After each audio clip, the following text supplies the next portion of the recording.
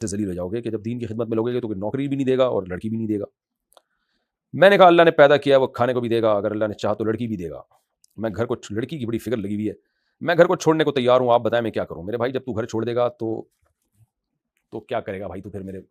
آپ دیکھیں اگر یہ دین کی خدمت سے آپ کی مراد یہ کہ آپ عالم بننا چاہ رہے ہیں, مدرسے میں پورا 8 سال کا کورس کرنا چاہ رہے ہیں, تو ظاہر ہے 8 سال کے کورس کے بعد جو عالم کے سرٹیفکیٹ آپ کو ملے گا اس کی ہماری سوسائٹی میں کہیں جاب کے حوالے سے کوئی ویلیو ہے نہیں.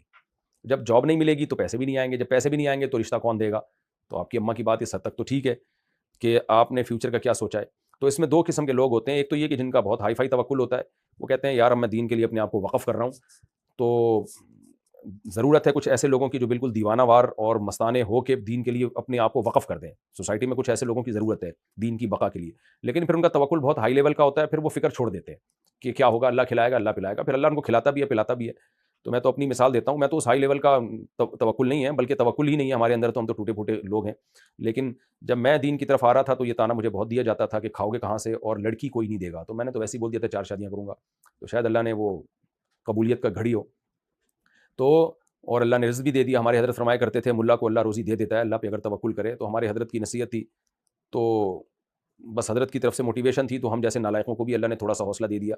لیکن میرے بھائی عام اصول اور ضابطہ جو ہے وہ یہی ہے کہ انسان کو اپنے معاش کی فکر بھی کرنی چاہیے.